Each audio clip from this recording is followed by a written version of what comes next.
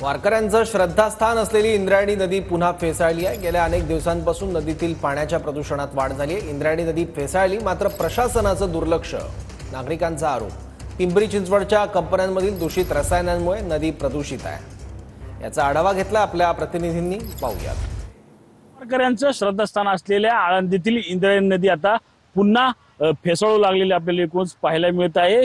ती प्रदूषित गेल्या काही दिवसांपासून वारंवार होताना जे आहे ते आपल्याला पाहायला मिळत आहे। याच संदर्भात प्रशासन असेल किंवा राज्य शासनाचे राज्यकर्ते असेल, याबाबत मात्र उदासीनता आपल्याला यांच्याकडे पाहायला मिळते। आपण पाहू शकतो की कालपासून या ठिकाणी ही नदी जी आहे ती अशाच प्रकारे फेसाळलेली आपल्याला एकूण पाहायला मिळत आहे। जवळजवळ आपण पाहिलं तर या वर्षात अनेकदा ही नदी जी आहे ती अशाच प्रकारे फेसाळलेली आपल्याला पाहायला मिळते। आपण पाहू शकतो या फेसयुक्त पाण्यामुळे आळंदीतील स्थानिक नागरिक असतील किंवा वारकरी असतील, यांच्या जीवाशी खेळ राज्य सरकार आणि प्रशासनाकडून सुरू आहे का, हाच प्रश्न या ठिकाणी आता उपस्थित होताना आपल्याला पाहायला मिळतो। रणजित जाधव, TV9 मराठी, आळंदी, पुणे।